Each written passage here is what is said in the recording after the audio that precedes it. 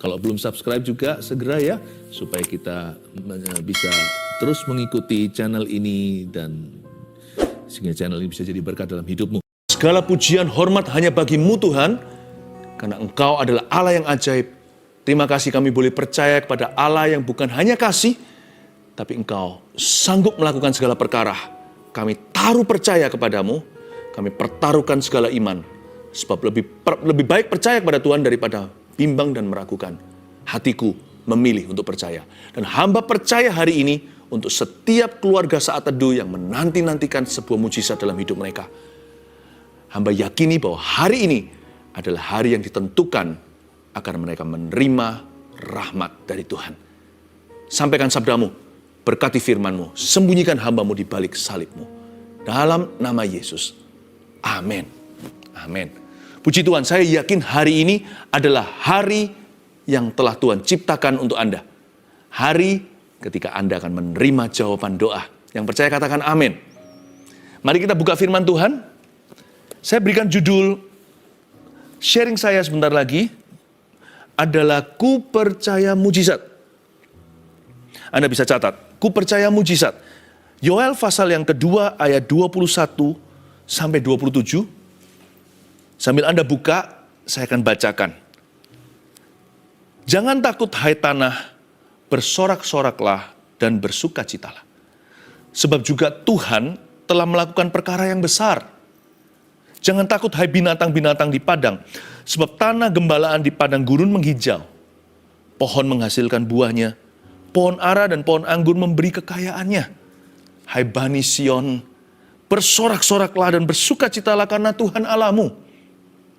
Sebab telah diberikannya kepadamu hujan pada awal musim dengan adilnya, dan diturunkannya kepadamu hujan.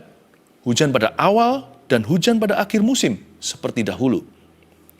Tempat-tempat pengirikan menjadi penuh dengan gandum, dan tempat pemerasan kelimpahan anggur dan minyak. Aku akan memulihkan kepadamu tahun-tahun yang hasilnya dimakan habis oleh belalang pindahan, belalang pelompat, belalang pelahap, dan belalang pengerip. Tentaraku yang besar yang kukirim ke antara kamu. Maka kamu akan makan banyak-banyak dan menjadi kenyang. Dan kamu akan memuji-muji nama Tuhan Allahmu yang telah memperlakukan kamu dengan ajaib. Dan umatku tidak akan menjadi malu lagi untuk selama-lamanya. Kamu akan mengetahui bahwa aku ini ada di antara orang-orang Israel. Dan bahwa aku ini Tuhan adalah Allahmu dan tidak ada yang lain.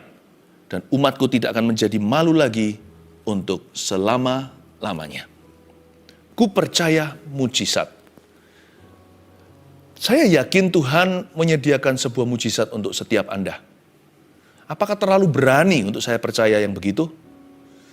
Kalau kita sekarang adakan saat teduh, mending saya percaya daripada bimbang. Kalau masuk hadirat Tuhan itu, lebih baik kita percaya dulu, dikoreksi kemudian. Daripada bimbang dan ragu, dan tidak memperoleh apa-apa di dalam hadirat Allah. Bukan berarti kalau kita menghampiri Tuhan itu selalu motivasi sesuatu. Selalu minta-minta. Bukan. Tapi saya mau ajak Anda untuk percaya bahwa Allah itu ada. Seperti ayat terakhir yang kita baca, kamu akan mengetahui bahwa aku ini ada. Aku ini ada di antara orang Israel, dan mujizat itu biasa bagi Allah. Memang bagi manusia, mujizat itu luar biasa, extraordinary. Tapi mujizat itu adalah perkara sehari-hari bagi Tuhan. Seperti Anda dan saya bernafas, menghirup oksigen, makan. Mujizat itu perkara yang tidak mustahil bagi Allah. Bolehkah kita berharap akan mujizatnya? Bukan hanya boleh. Tanpa iman kita tidak bisa menyenangkan Tuhan. Iman itu termasuk di dalamnya percaya akan mujizatnya. Tapi sebelum kita percaya akan mujizatnya, saya tunjukkan kepada Anda dan saya, siapa dia yang membuat mujizat itu. Betapa mulia dan baiknya hatinya. Ayat 21, jangan takut hai tanah, bersorak-soraklah dan bersukacitalah, sebab juga Tuhan telah melakukan perkara yang besar. Pertama-tama Tuhan berfirman bukan kepada manusia, tetapi kepada tanah. Jangan takut hai tanah. Kenapa? Karena Tuhan itu kasihan sama bangsa Israel. Bangsa Israel di zaman Yoel, mereka mengalami musibah, yaitu terjadi serangan hama yang tidak terhingga, nggak pernah terjadi dalam sejarah mereka. Belalang pengerip, belalang pelompat, belalang pindahan, belalang pemusnah. Hasil panen gagal total. Saya nggak berbicara tentang bisnis agrikultur ya, saya bicara tentang bahan pokok makanan. Itu berarti kelaparan melanda bangsa ini. Krisis ekonomi, depresi sosial. Ini keluarga demi keluarga runtuh, pekerjaan hilang. Seperti domino, kelihatannya hanya belalang datang. Tapi kutuk memenuhi seluruh negeri. Ini masa yang sangat gelap buat Yoel dan bagi bangsanya. Seperti kita hari ini ketika dirudung masalah. Tapi kenapa Tuhan berfirman ke tanah, kok nggak berfirman ke bangsa Israel? Tuhan ingin menunjukkan betapa baik hatinya supaya kita tidak taruh rasa curiga dan berpikiran negatif tentang Tuhan kita. Jangan takut hai tanah. Kalau sama tanah aja Tuhan bisa kasihan, masa nggak bisa kasihan sama kita? Jadi jangan pernah salahkan atau tuduh Tuhan yang tidak-tidak. Kita berkata Tuhan nggak peduli. Kok tahu kalau Tuhan nggak peduli? Tuhan sangat peduli. Sama tanah aja yang dilanda wabah, yang dimakan hama, yang gersang, yang hangus, masa paceklik yang berkepanjangan, Tuhan aja bisa kasihan sama tanah loh. Tanah itu bukan manusia. Tanah itu tidak punya roh di dalamnya. Tuhan aja bisa kasihan dan berkata, jangan takut ya, sebentar lagi aku memulihkanmu. Percaya mujizat itu nggak susah kalau kita nggak curiga sama Allah. Percaya sama mujizat itu gampang kalau kita percaya maksud hati Tuhan itu selalu baik dan mulia. Yang membuat kita susah percaya akan mujizatnya adalah karena kita nggak yakin Tuhan itu peduli. Tuhan mau nggak sih? Kalau kita memandang kebaikannya, mujizat masuk akal. Mujizat bukan sesuatu yang patut diperdebatkan. Mujizat itu adalah penyediaan Allah. Mujizat itu adalah cara Tuhan memperhatikan umatnya. Ya. Memang hati kita bukan demi mencari berkatnya, saya mengerti itu. Tapi kalau nggak cari dari Tuhan, kalau nggak minta sama bapak sendiri, masa minta sama tetangga? Saya kan tersinggung loh kalau anak saya pinjam uang dari rumah sebelah. Kalau anak saya minta makan dari tetangga di sebelah kanan kiri saya ayahnya, saya bertanggung jawab atas mereka. Mujizat adalah bentuk pertanggungjawaban Allah. Allah mau, Allah bersedia lebih dari mau. Allah rindu. Jangan takut hai tanah, kamu akan segera mengalami mujizatku. Sekarang kamu gersang total, sekarang kamu hangus, sekarang kamu tidak bernyawa, tapi sebentar lagi aku akan memulihkanmu. Tapi bahasanya Allah, bahasa masa lalu, kok bisa baca sekali lagi, jangan takut hai tanah, bersorak-soraklah dan bersukacitalah. Oke, suruh sorak-sorak dan bersukacita itu gampang. Kalau sudah kejadian, kalau kita terima bonus, ya, kalau kita dapat pekerjaan, kalau disembuhkan dari kanker stadium terakhir, kalau dikaruniai keturunan setelah menunggu 10 tahun, bersorak dan bersukacita, mudah. Tapi kalau belum terjadi semua itu, bisa nggak Anda bersorak-sorai? Bisa nggak kita bersukacita? Nah sekarang siapa harus cocokkan diri dengan siapa? Apakah Allah yang harus mencocokkan dirinya dengan kita? Tuhan kita tarik masuk dalam realita kita. Mana Tuhan, mana Tuhan, mana Tuhan? Atau kita yang harus naik tangga Yakub nih, kita masuk ke realita Allah. Kita bisa dengan iman percaya dulu sebelum mujizat itu terjadi. Belajar untuk mengucapkan dan menguasai bahasa iman. Bahasa iman begini, saya baca sekali lagi, jangan takut hai tanah, bersorak-sorailah dan bersukacitalah sebab juga Tuhan telah, bukan Tuhan akan, bukan future tense atau bukan masa depan, tapi sudah lalu. Padahal belum terjadi di realita mereka hari ini. Waktu itu di zaman Yoel, ini tidak ada mujizat belum terjadi ceritanya. Tanah masih segersang-gersangnya, dan seluruh bangsa Israel masih kelaparan, segala macam musibah malapetaka. Tapi Nabi Yoel menubuatkan, kalian harus bersukacita, bersorak-sorai, sebab Tuhan telah melakukan perkara yang besar. Padahal faktanya, Tuhan belum melakukan perkara yang besar. Mana dulu? Telur atau ayam? Ayam bertelur, Tuhan tidak pernah ciptakan telur dulu, Tuhan ciptakan ayam, hewan-hewan dulu, lalu hewan berkembang biak. Tuhan ciptakan iman sebelum mujizat. Kita harus percaya dulu kepada Tuhan sebelum melihat sesuatu. Sebab iman itu bukan melihat, iman itu mendengar. Hari detik di mana Anda mendengar janji Tuhan diucapkan ke telinga Anda, dibaca dari firman-Nya, diurapi oleh Roh Kudus, percayalah dan katakanlah, Tuhan telah, bukan Tuhan akan. Bertindaklah dan percayalah seolah-olah Anda sudah menerimanya. Bergembiralah seolah-olah sudah terjadi atau sudah kejadian. Itu iman. Believe dulu. Ingat Abraham, dia percaya bahwa dia akan menjadi bapak atas bangsa-bangsa. Anak satu pun belum ada. Mereka sudah manula. Udah tua, udah kadaluarsa, udah mandul lagi. Nggak dikaruniai. Tapi dia percaya dan Tuhan memperhitungkan itu sebagai kebenaran bagi dia. Waktu Abraham membawa Ishak naik ke atas untuk mempersembahkannya. Ishak tanya, di mana domba sembelian itu? Abraham percaya dulu. Nanti Tuhan sudah sediakan domba itu. Hai anakku. Padahal Abraham dapat amanah. Mandatnya adalah mengorbankan Ishak. Tapi dia percaya dulu. Bahwa Tuhan tidak akan izinkan. Pokoknya dia patuh. Dia yakin nanti Tuhan akan selamatkan tepat waktu.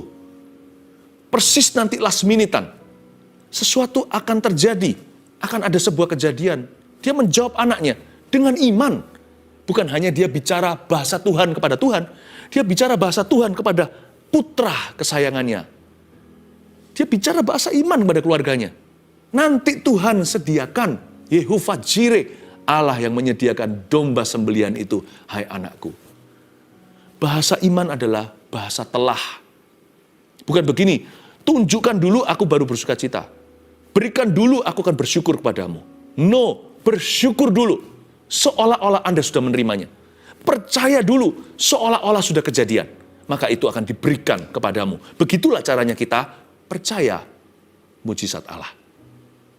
Jangan takut hai binatang-binatang di padang, ayat 22. Sebab tanah gembalaan di padang gurun menghijau. Pohon menghasilkan buahnya, pohon ara dan pohon anggur memberi kekayaannya. Setelah Tuhan bicara kepada tanah, ayat 22, Tuhan bicara sama hewan. Kalau sama flora dan fauna aja Tuhan begitu caring dan peduli, apalagi sama kita. Dua ayat ini menurut saya adalah trailernya. Kalau kita mau lihat movie atau lihat satu bioskop gitu, filmnya belum datang, tapi sudah ada previewnya. Nah ini dia, ayat 21 dan 22 itu mencerminkan kasih Tuhan. Kalau sama tanah dan binatang, sama tumbuh-tumbuhan dan hewan aja Tuhan itu penuh sayang. Apalagi sama ciptaannya yang termulia. Apalagi sama manusia.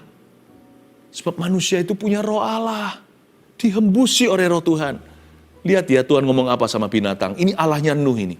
Yang menyelamatkan hewan-hewan itu sepasang demi sepasang. Lihat apa yang dia katakan kepada bangsa Israel yang sedang dalam sengsara terpuruk dalam masalah. Jangan takut ya, hai binatang-binatang di padang. Sebab tanah gembalaan di padang gurun menghijau.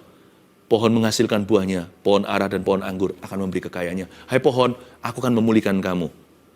Hai domba-domba dan lembu, nanti akan ada rumput lagi. Jangan takut ya, hai binatang di padang. Makanya tidak heran di kitab Amsal dikatakan orang benar itu akan memperhatikan hewan piaraannya. Tuhannya aja kayak gitu. Yang salah manusia Tuhan juga selamatkan tuh. Setiap binatang satu persatu masuk ke bahtera. Kalau Tuhan bisa sayang sama hewan piaraan, dielus-elus begitu. Kenapa kita itu ketakutan sama Tuhan? Kenapa kita selalu curiga Tuhan mau buat jahat apa ya sama aku? Tuhan izinkan penyakit ini atas diriku. Tuhan yang bahkan beberapa orang percaya Tuhan yang memberi dia penyakit itu. Kalau Tuhan kasih aku penyakit ini, jangan fitnah Tuhan begitu. Kalau sama flora dan fauna aja Tuhan begitu sayang. Apalagi sama manusia. Udahlah, gak usah tanya, gak usah diinvestigasi sumbernya dari mana permasalahanmu. Buat apa lihat ke belakang? Buat apa menunduk ke bawah? Mau lihat ke bawah gitu akarnya apa? Percuma. Lebih baik memandang ke depan. Depan ini aku harus responi Tuhan. Lalu melihat ke atas. Tuhan, kepadamu aku naik banding. Ku percaya mujizatmu. Selamatkan aku. Bukankah nama Yesus itu artinya Allah menyelamatkan? Save me. Itu artinya Jesus. He's our Savior. Dia selalu comes to the rescue. Dia selalu menolongmu dan menolongku. Dialah penolong sejati kita. Daripada saya otak-atik yang di bawah sana, ini sumbernya apa ya? Jangan-jangan nanti akan ketemu tipu muslihat setan. So, setan paling suka ngajak ngobrol orang yang suka bimbang dan ragu. Mending percaya aja sama Tuhan. Saya pilih untuk percaya kepadanya. Saya pandang ke atas dan saya berkata, save me Lord. Kalau saya menunduk ke bawah, satu-satunya alasan saya lihat ke bawah sini adalah untuk baca Alkitab saya. Saya cari janji Tuhan dan saya percaya. I believe in miracles. For I believe in God, seperti ayat 27 yang kita baca tadi. Kamu akan mengetahui bahwa aku ini ada di antara orang Israel. Aku percaya kepada Tuhan. Aku percaya mujizat maksud saya. Karena aku percaya Allah itu nyata. Dan mujizat is not a big deal to God. Mujizat bukan suatu perkara yang luar biasa. Ya kan? Sama dengan mengetik itu biasa buat seorang sekretaris. Ya. Bagi Tuhan itu pekerjaan harian. Bapakku bekerja, kata Yesus, selama hari siang. Nanti akan datang malam, di mana tidak ada lagi kesempatan. Bagi Yesus, itu sudah menjadi sehari-hari cara Allah memperhatikan umatnya. Tuhan berkata seperti itu, jangan takut hai binatang di padang. Aku akan memulihkanmu. Akan ada rumput, akan ada pohon-pohon akan menghasilkan lagi. Lalu ayat 23 itu begitu romantis. Sebutan ini sekilas lewat, kita nggak ngerti artinya. Makanya saya ajarkan supaya Anda dan saya memahami hati Allah lewat firman ini. Hai Bani Sion, bersorak-soraklah dan bersukacitalah karena Tuhan Allahmu.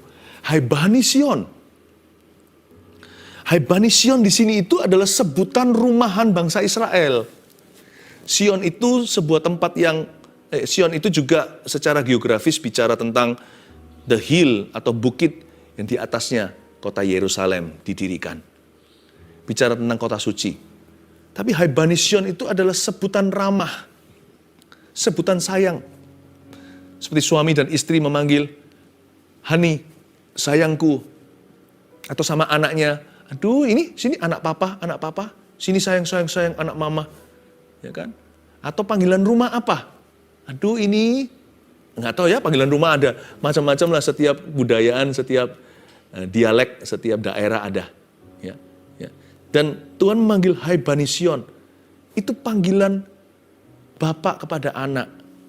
Bersorak-soraklah dan bersukacitalah karena Tuhan Allahmu. Sebelum kamu lihat mujizatku, lihatlah hatiku. Aku mau, aku rindu, percayalah kepadaku.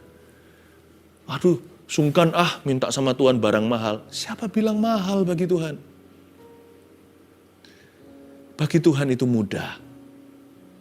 Jangan pernah kita itu mengkotakkan Tuhan dan memaksa dia turun ke level kita. Selain kita belajar berbicara bahasanya, pahami realita Allah. Tuhan itu sudah ada di masa depan kita. Kita di sini belum mengalami mujizat terjadi. Di depan sana kalau Anda percaya, sudah kejadian. Do you believe in His promise? Apakah Anda percaya akan janjinya? Hai Bani Sion, sini anak papa. Bersoraklah dan bersukacitalah karena Tuhan Allahmu. Kenapa disebut Bani Sion ya? Kenapa? Tuhan ingin mengingatkan kepada bangsa pilihan yang dirudung masalah dan wabah pandemi zaman itu. Tuhan ingin berkata kepada mereka, kalian jangan lupa kalian itu keturunan siapa? Kalian itu keturunan Abraham. Anak Abraham itulah Bani Sion. Bani itu kan keturunan. Ya. Kalau anak saya disebut Bani Philip Mantova, mereka harus ingat mereka anak Abraham. Mereka ahli waris janji juga. Tuhan ingatkan bahwa mereka itu adalah putra-putri kerajaan sorga. Makanya Tuhan pakai panggilan rumahan. You belong to me. You and I, we are family. Kamu milikku, kata Tuhan Yesus. Tuhan Yesus ngomong begini sama Anda sekarang, engkau milikku. Engkau dan aku itu keluarga. Kita itu orang sendiri. Kau orang rumahanku. Engkau family. Hai Bani Sion. Bersorak-sorak dan bersukacitalah karena Tuhan Allahmu. Sebelum kita percaya akan mujizatnya, percayalah bahwa Tuhan adalah Bapa yang peduli, Juru Selamat yang mampu. Sebab telah diberikannya kepadamu hujan pada awal musim dengan adilnya dan diturunkannya kepadamu hujan. Hujan pada awal dan hujan pada akhir musim seperti dahulu. Sekali lagi Nabi Yoel mengajarkan kepada kita bahasa iman. Sebab telah diberikannya kepadamu. Padahal faktanya waktu bangsa Israel menerima nubuatan ini, mereka masih di dalam padang gurun, masih di dalam masa paceklik berkepanjangan. Tapi Tuhan berkata melalui nabinya, sebab telah diberikannya. Mungkin ketika firman ini diberikan, belum akhir tahun. Mungkin masih bulan-bulan awal. Hujan pada awal musim itu sekitar bulan Maret dan April. Hujan pada akhir musim di Israel situ adalah September dan Oktober. Saya nggak tahu mereka mengalami wabah ini bulan apa ketika nubuatan ini diberikan. Tapi mereka sudah mengalami masa susah berkepanjangan. Krisis demi krisis menerpa mereka. Apa boleh buat? Panen gagal. Semua lo gagal. Dan ini pasti banyak orang yang kelaparan, mati, kena disease atau kena penyakit. Dan Tuhan berkata lewat Yoel, sebab Tuhan tidak berkata sebab akan diberikan kepadamu hujan awal dan hujan akhir. Tuhan berkata sebab telah diberikan kepadamu, seolah-olah sudah terjadi. Seolah-olah mereka sudah menerima. Kalau kita mau mengalami apa yang Tuhan sediakan bagi kita, maka kita harus masuk ke realita Allah. Satu-satunya jalan masuk pada kasih karunia Roma 5 adalah iman. Dan iman itu bukan melihat dulu baru percaya. Iman itu percaya karena mendengar. Melihat kemudian. Makanya Yesus berkata kepada orang yang meminta kesembuhan padanya, Tuhan berkata, terjadilah sesuai dengan imanmu. Iman dulu, baru kejadian. Iman dulu, baru keluaran. Ya seperti kitab-kitab di perjanjian lama, kejadian keluaran. Setelah kita beriman, dengan sungguh-sungguh, kita di-usher masuk dalam realita Tuhan. Jadi di hati kita tuh dipenuhi dengan sebuah new reality. Seperti ada sebuah fakta yang sorgawi. Padahal aku di sini belum mengalami mujizat itu, hatiku percaya aku sudah menerimanya, maka itu diberikan kepadaku. Makanya Yesus berkata kepada kita seperti ini, jikalau engkau mengatakan sesuatu, kalau kamu tidak ragu akan perkataanmu sendiri, namun percaya bahwa engkau telah menerimanya, maka niscaya itu akan diberikan kepadamu tepat pada waktunya. Tentunya kita tidak bisa memanipulasi Tuhan. Iman itu bisa di-abuse atau bisa disalahgunakan. Saya sangat memahami itu. Yang saya sampaikan ini bukan semacam faith movement atau gerakan iman, bukan. Iman kita bukan pada iman loh ya. Iman kita adalah pada Tuhan dan pada firman ya. Iman pada iman itu begini, saya tutup mata nih, pikirkan mobil mewah, aku percaya, aku telah menerima mobil ini, aku percaya, aku beriman, dia masuk dalam realita hidupku. Aku percaya Tuhan sudah memberikan, aku sudah menerimanya, seolah-olah sudah terjadi dan sudah kejadian. Bim salah bim, buka mata, tiba-tiba ada mobil mewah. Itu halusinasi namanya. Iman kita bukan pada iman ya. I'm not having faith in faith. And I'm not teaching you to have faith in faith. Ya. Nanti kita jadi orang yang gegabah, ngawur, tersesat. Lautan atau sungai lagi pasang, kita mau jalan di atas air. Aku beriman. Iman itu bukan main percaya-percayaan, menguji nyali, mencobai Tuhan. Pertanyaannya, bisa nggak kalau kita jalan di atas air? Bisa. Tapi pertanyaan untuk apa? Andai kata kalau ada suatu keperluan yang mendesak, satu-satunya jalan ke sana itu hanya berjalan di atas air gitu. Seperti Yesus mau menolong murid-murid Yesus yang sedang terkatung-katung di tengah lautan sudah 9 jam. Mereka hampir binasa karena badai taufan. Kalau satu-satunya jalan hanya itu, jangan satu pun di antara kita ragu bahwa Allah sanggup melakukan segala sesuatu. Tapi kalau untuk sok-sokan buat apa? Kita tidak beriman pada iman. Kita tidak main-main iman. Kita beriman pada firman. Dan firman, rema, Tuhan ucapkan di mulut kita. Kalau Tuhan tidak suruh kita jalan di atas air, siap-siap tenggelam. Kalau Tuhan tidak pernah janjikan kepada kita sesuatu yang kita inginkan, sesuatu yang duniawi contohnya. Buat apa memanipulasi Tuhan? Ini bukan berarti iman pada iman. Saya ngerti bahwa iman bisa disalahgunakan. I totally understand that. Saya sangat memahami. Tetapi jikalau Tuhan sudah berfirman dalam hidupmu, itu firman Tuhan. Dan itu ditemukan dalam Alkitab. Dan janji Tuhan itu nyata. Dan hati Anda dalam kondisi, dalam posisi yang benar di hadapan Allah untuk menerima sebuah perjanjian. Dan Allah sudah pernah meremakan di dalam hidupmu. Percayalah, jangan ragu bahwa itu akan terjadi, itu pasti terjadi, dan percayai dulu bahwa itu sudah terjadi. Maka akan diberikan kepadamu. Bahasa telah bunyinya begini, sebab telah diberikannya kepadamu hujan pada awal musim dan hujan pada akhir musim.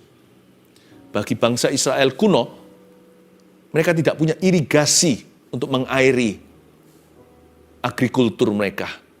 Pertanian mereka bergantung sepenuhnya akan curahan hujan. Jadi para petani ini belajar untuk exercise their faith.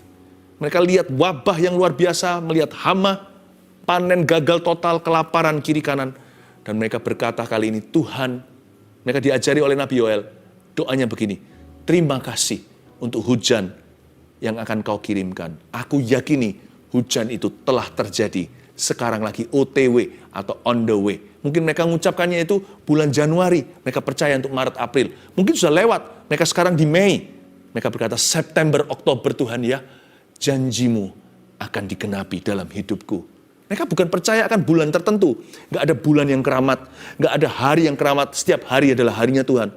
Tapi kalau Tuhan sudah berbicara hujan akhir musim. Mereka tahu itu adalah September, Oktober. Maka mereka klaim janji itu dengan iman. Dan bahasanya begini, aku bersyukur engkau telah mendengar doaku.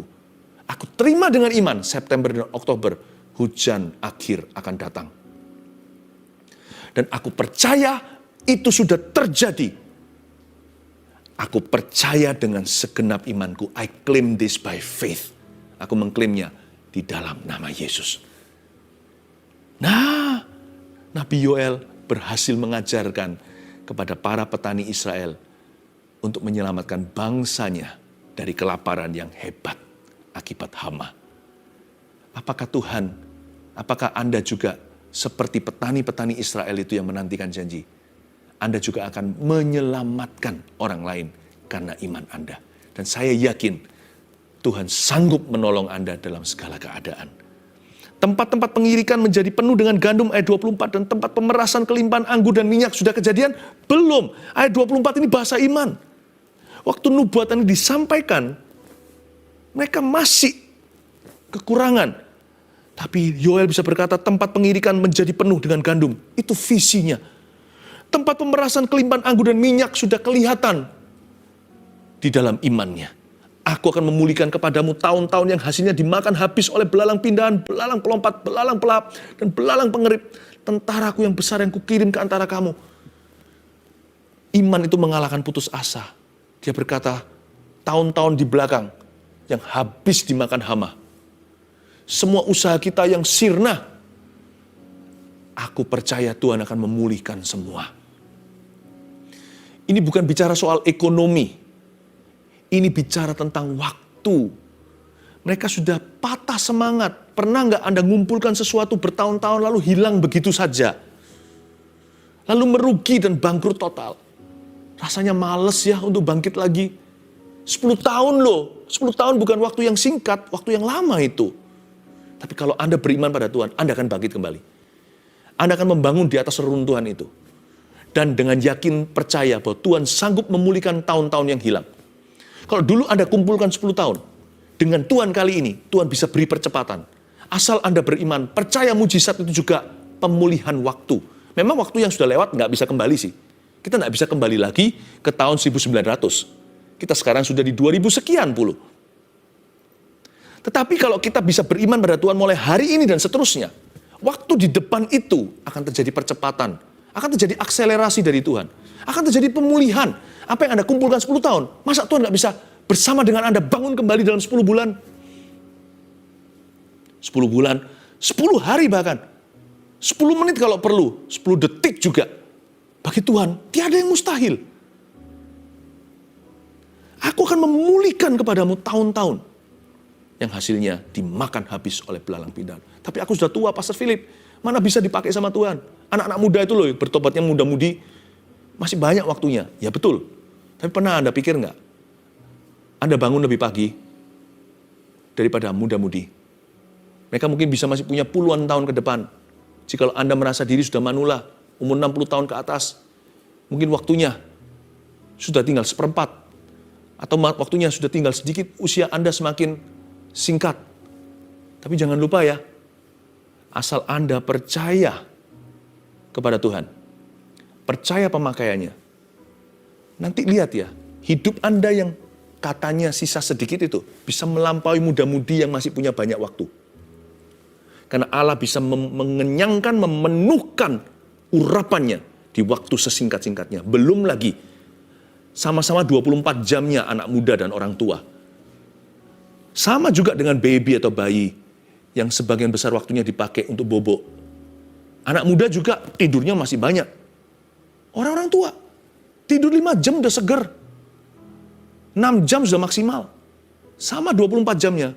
Setiap hari Anda yang manula hidup lebih lama daripada orang-orang muda. Gunakan waktumu. Ayo lari. Musa dipakai Tuhan umur berapa? Abraham umur berapa terima janji? Angkat tanganmu dan berkata, pakailah aku Tuhan. Aku tidak mau kalah sama muda-mudi.